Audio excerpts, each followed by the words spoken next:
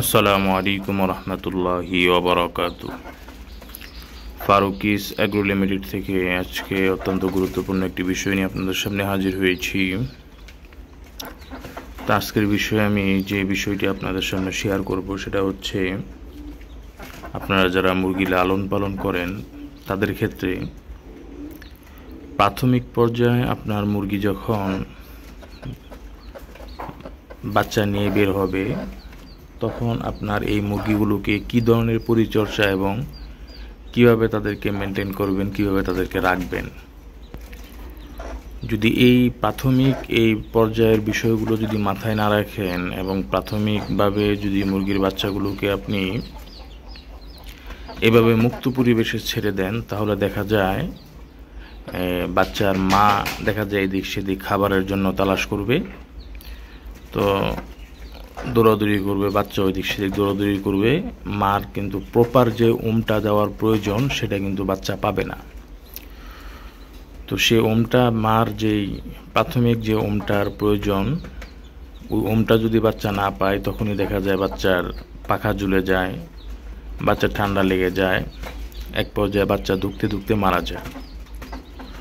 তো সেই জন্যে আপনি যারা আপনারা মুরগি লালন পালন করেন এমন একটি জায়গায় আবদ্ধ করার চেষ্টা করবেন, সেখানে যেন মুরগিটা তার বাচ্চাকে নিয়ে আবদ্ধ অবস্থায় থেকে চলতে পারে এবং সেখানে খাবার দিবেন, খাবার খাবে এবং পর্যাপ্ত পরিমাণে মার ওমটা যখন পাবে তখন বাচ্চাগুলো সুস্থ থাকবে এবং বাচ্চার পাখাও ঝুলবে না এবং বাচ্চার ঠান্ডাও লাগবে না। আশা করি ইনশাল্লাহ আপনার বাচ্চাগুলো ঠিকই থাকবে। তো যারা প্রথম পর্যায়ে মুরগির বাচ্চা নিয়ে যখন উঠে তখন কি খাবার দিবেন তাদেরকে, সে বিষয়ে অনেক ভিডিওই আপনারা দেখেছেন। তো আমি বলবো বাচ্চাকে প্রথমে আপনি এই ফিড, আপনার বাঙ্গা যেটা গুঁড়া গুঁড়া, এটা দিবেন। এটা বাচ্চা খাবে, এটা খেলে বাচ্চা তাড়াতাড়ি গ্রোথ ভালো হবে, বড় হবে। এবং পাশাপাশি আমি এখানে যে পানিটা দিছি, এই পানির মধ্যে আমি আপনার একটা লেবুর অর্ধেক কেটে চিপে এবং সেখানে একটু চিনি মিক্সন করে আমি বাচ্চাকে দিচ্ছি। এটা একটা অ্যান্টিবায়োটিকের মতো কাজ করবে আশা করি।